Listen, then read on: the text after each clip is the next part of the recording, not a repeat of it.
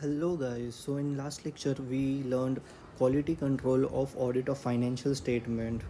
So as per SA 220, the element of system of quality control, the firm system of quality control include policy and procedure addressing the following points. That is leadership responsibility, ethical requirement, acceptance and continuance of clients relationship, human resources, engagement, performance and monitoring. So we learned this six points in the last lecture. In this point, ethical requirement, it said it talked about code of ethics issued by IFAC. Then it talked about independence, and lastly it talked about professional skepticism. So we learned that professional skepticism is attitude that include questioning mind. So in this lecture we will learn about professional skepticism in detail. So professional skepticism is attitude that include questioning mind, being alert to condition which may lead to possible misstatement due to fraud and error. Therefore, professional skepticism is necessary to the critical assessment of audit evidence. So, professional skepticism, firstly, it is attitude that include questioning mind, and it also include being alert, questioning mind as well as being alert. So, at proper condition, at proper timing, you can question. You may question. So it includes being questioning mind as well as being alert to the conditions which may lead to professional misstatement, and misstatement may be due to fraud or due to error. So first is attitude, that include questioning mind, and second being alert to condition which may lead to possible misstatement. Alert to the condition which may lead to possible misstatement due to fraud or error. Therefore, professional skepticism is necessary to critically assess for critical assessment of audit evidence. So, from due to questioning mind and being alert to conditions which may lead to misstatement, we can critically assess assess the financial statement, and we can properly do the audit, and our audit evidence would be more strong and powerful. So the professional skepticism is attitude that include questioning mind and being alert to the conditions which may lead to possible misstatement due to fraud or error. Therefore, professional skepticism is necessary for critical assessment of audit evidence. This include questioning contradictory audit evidence. So audit contradictory audit evidence, like purchase is of 10 goods and sell is of 20 goods. This is a contradictory evidence. So questioning how this have happened, questioning questioning contradictory audit evidences. Then second one is condition indicating possible fraud, like de- uh, def- defect in internal control. In such condition, if there is defect in internal control, then in such condition there is possibility of fraud. Then third is questioning reliability of the document. We ask for the documents to prove for as a audit evidence, and further we may come to know that that document itself is bogus. So we should question whether this document is real or not. Otherwise, our opinion may go wrong, and audit risk can increase substantially. And fourth one is circumstances that suggest the need for audit procedure in addition to required by the standards on auditing essay. So circumstances that suggest the need for audit procedure in addition. Audit procedure should be added. Such circumstances due to which we need to increase our audit procedure, like significant risks matters including significant risk. If we find such such matters, we will increase our audit procedure. So circumstances that suggest need for what are these circumstances? That is significant risk. Due to the significant risk, our audit procedure will be increase increase from how much it was required by SA. Okay, so circumstances that suggest the need for audit procedure in addition to those required by the SA. So this is professional skepticism. Um, 4 points and 4 examples. First point, what is professional skepticism? It is attitude that include questioning mind and being alert to conditions that may lead to possible misstatement due to fraud or error. Third is therefore professional skepticism is necessary to critically assess the audit evidence. And fourth point, we need to give examples. This include questioning contradictory audit evidence, condition indicating possible fraud, questioning reliability of the document, circumstances that suggest the need for audit procedure in addition to those required by SA. First one is questioning contradictory audit evidence. Second is condition indicating possible fraud. Third is questioning reliability of the document. And fourth one is circumstances that suggest the need for audit procedure in addition to those required. So this is professional skepticism. Okay, now we learn what is professional skepticism. Now let's see why professional skepticism is necessary for the auditor. Maintaining professional skepticism throughout the audit is necessary to reduce the risk of overlooking unusual circumstances. We may overlook unusual circumstances, but if we have professional skepticism, we have questioning mind, and we are alert to this situation that may lead to possible misstatement, then we will not overlook unusual circumstances. Overgeneralizing while determining nature, timing, and extent of audit. Usually, while determining nature, timing, and extent of the audit, we generalize that we are doing audit for 20 years every time. This is nature, so we should not generalize this. We should do preliminary checking, then only we need to decide the nature, timing, and or extent of the audit. Then to it is necessary Professional skepticism is necessary for critical assessment of audit evidence, reducing overall audit risk, and past experience of auditor cannot be discounted. So first one, it why professional skepticism is necessary. First, it reduces the risk of it reduces two risks: overlooking unusual circumstances and overgeneralizing while determining nature, timing, and extent. And it is necessary for critical assessment of audit evidence and reducing overall audit and it helps in reducing overall audit risk, and past experience of auditor cannot be discounted. So this is professional skepticism. Let's have one last revision of it. Professional skepticism is attitude that include questioning mind, being alert to the conditions which may lead to possible misstatement due to fraud or error. Therefore, professional skepticism is necessary to critical assessment of audit evidence. This include questioning contradictory audit evidence, conditions indicating possible frauds, questioning reliability of the document, circumstances that suggest for audit procedure in addition to those required by the SA. Maintaining professional skepticism throughout the audit is necessary to reduce the audit risk of to reduce the risk of overlooking unusual circumstances, overgeneralizing while determining nature, timing, and extent of audit.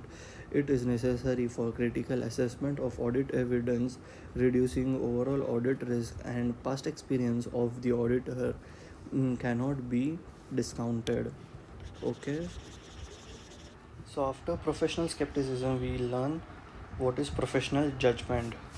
So, SA 200 requires auditor to exercise professional judgment in planning and performing the audit. So, SA 200 requires auditor to exercise professional judgment. When should auditor exercise professional judgment? While planning and performing audit. So, in planning stage as well as performing stage of audit, auditor should exercise professional judgment. It is necessary to make proper decision during auditor. For example, decision about materiality, audit risk, nature, timing, and extent of audit procedure, and sufficient and appropriate audit evidence. So professional judgment is required for making decision about materiality. What is a materiality level? How audit risk, determining audit risk, determining nature, timing, and extent of audit procedure, and sufficient and appropriate for finding uh, sufficient and appropriate audit evidence. So a judgment is required for determining materiality, audit risk, etc. So for making proper decision during auditor, we need to have professional judgment. Such decisions include decision about materiality, audit risk, nature, timing, and extent of audit procedure, and sufficient and appropriate audit evidence. So, and while making professional judgment while making professional judgment, we should consider appropriate level of consultation. So uh, we should consult with everyone before making the judgment. We should not directly make the judgment. We should consult with everyone and then we should make our judgment. So appropriate level of consultation is required for, while making professional judgment. Okay, professional judgment is, so as per SA 200, auditor is required to exercise professional judgment in planning and performing audit. It is necessary to make professional judgment is necessary to make or proper decision during audit. For example, decision about materiality, audit risk, nature, timing, and extent of audit procedure, and sufficient and appropriate audit risk. While making professional judgment, auditor should consider appropriate level of consultation. While making professional judgment, consider appropriate level of consultation. Okay, so let's move ahead to management responsibility. So we above we learned that auditor's responsibility, that auditor should have professional judgment, auditor should have professional skepticism, auditor should have auditing firm should have leadership responsibility, ethical requirement, while acceptance, what all auditors should check, preconditions, what all preconditions auditors should check while accepting and continuance of client's relationship, human resources should be sufficient, capable, competent, and committed to ethics. Then while engagement performance. So we checked all these qualities of auditor, and all this were related to the auditor's quality and quality. Now let's learn what is management's responsibility. So management have like auditor, management also have some responsibility. So management have responsibility for preparation of financial statement that give that gives true that is true and fair. So management have responsibility for making financial statement that are true and fair. Second, management need to maintain advocate accounting records. Management need to maintain advocate accounting records. They need to provide auditor with all the information required for the purpose of audit. So management cannot stop the auditor. Management should provide all the information what auditor is required to perform the audit. First, they should prepare financial statement that are true and fair. Then second they should maintain accounting records. It's not that like that if we made financial statement we will throw accounting records. No, we should make financial statement and you should also maintain advocate accounting records. Third, they should also provide this records and financial statement to the auditor. They should provide auditor with all the information required for the purpose of audit. Then next, making judgment and estimates that are prudent and reasonable. Management should make judgments and estimates that are prudent and reasonable. Okay, they should make judgments and estimates for depreciation, provision, etc. That estimates and judgments should be prudent and reasonable. Then they should design, implement and maintain internal financial control which are effective and ensuring the accuracy of accounting records. So they should design, maintain and implement internal control that are effective and accurate, and that gives accurate accounting records, and preparation and prepare they have responsibility of preparation and presentation of financial statement in accordance with FRF, that is financial reporting framework, and GAP, that is generally accepted accounting as per GAP, that is generally accepted accounting principle. First point is they should prepare financial statement that are true and fair. Then from prepare we need to take what this prepare and present financial statement that is as per FRF and FRF. So first prepare, that is true and fair, prepare as per FRF. Then while preparing they will make some judgments and estimates. So that judgment and estimate should be prudent and reasonable. And after making the financial statement, they should not throw the record. In fact, they should maintain the accounting records, and they have responsibility of designing, maintaining and implementing internal control that is effective and that which give accurate accounting records. And they should provide auditor with all information, that is access to all relevant information, such as records, document and other matters. So they should provide auditor with all relevant information such as records, documents and other matter, and additional information that auditor may request from the management for the purpose of audit, and unrestricted access to the person within the entity from whom auditor determined it is necessary to obtain audit evidence. So unrestricted access to person, so auditor have access to the employees, auditor have access to additional information, and have access for records, documents.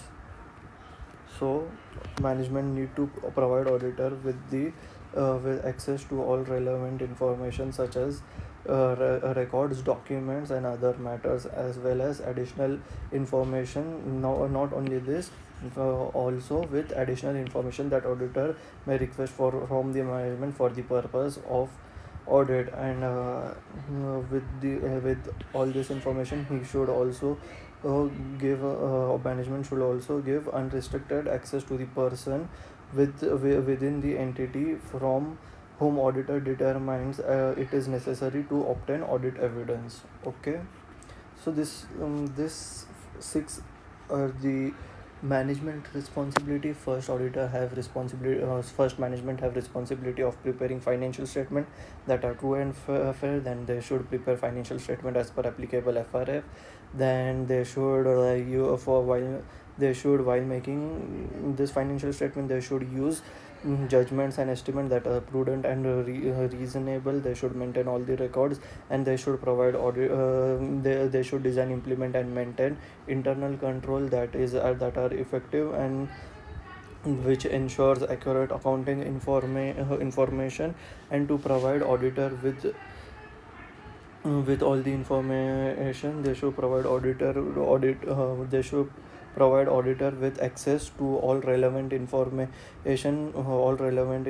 such as documents, records, and other matters. Additional information that auditor may request from the management for the purpose of audit, and unrestricted access to to the person within the entity from whom auditor determined it is necessary to obtain audit evidence. Okay.